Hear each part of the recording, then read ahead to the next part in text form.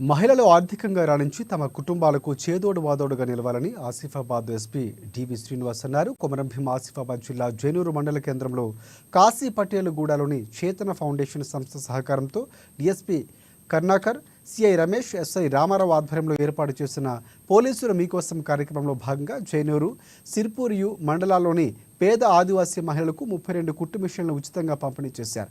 ఈ సందర్భంగా జిల్లా ఎస్పీ శ్రీనివాసరావు మాట్లాడుతూ మహిళల కుట్టు మిషన్ల ద్వారా ఆర్థిక స్వావలంబన సాధించాలని, మరిన్ని ఉపాధి అవకాశాలు కల్పించే విధంగా పోలీస్ శాఖ ద్వారా చర్యలు తీసుకుంటామని పేర్కొన్నారు.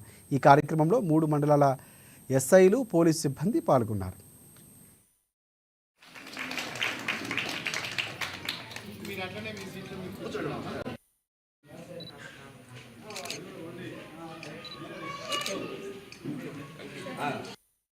ఏదైనా ఫ్రాడ్ జరిగి పోతే ఇమీడియట్గా ఆ ఫోన్ నెంబర్ కొట్టేస్తే వాళ్ళు బ్లాక్ చేస్తారు.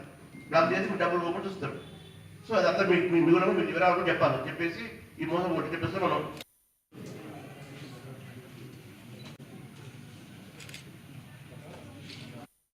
ఈ కార్యక్రమం చేయడం జరిగింది. సో మీరు శిక్షణ పొందిన అందరూ పొందినరా? గుర్తుందా? మర్చిపోయారా? గుర్తుందా? ఓకే. సో మీరు దీంతో బాగా చేసుకొని బాగా కష్టపడి పని చేసుకోవాలి. వీలుంటే మనం కలెక్టర్ గారితో మాట్లాడి ఏమైనా హాస్పిటల్ సంబంధించిన బట్టలు ఏమైనా ఉంటే కూడా మీకు వచ్చి చూస్తాం. అది కూడా ఒక ప్లాన్ ఉంది. ఈవెన్ మా పోలీస్ దాంట్లో కూడా ఏమైనా ఉంటే కూడా మీకు ఇవ్వడానికి ప్రయత్నం చేస్తాం. మీకు ఆర్డర్ చూస్తే మీరు మంచిగా చూసుకోవచ్చు కదా. మీ ఊళ్ళో కంటే కూడా బయట నుంచి హాస్టల్స్ మాట్లాడతా. ఇక్కడ నియర్ బై హాస్టల్స్ ఏమైనా ఉంటే మీకు ఇస్తారా చూస్తా. అవి చూద్దాము.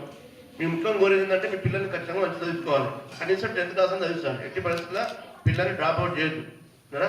చేస్తే వాళ్ళు చదవలేకపోతే వాళ్ళు కూడా అట్లా అయిపోతారు. బాగుండాలి కదా. కనీసం మీరన్నా మనం చదువుకోలేదు కాబట్టి, మీరు చదువుకోలేదు కాబట్టి మీ పిల్లలన్నా చదువుకున్నట్టు మీరు చూసుకోవాలి.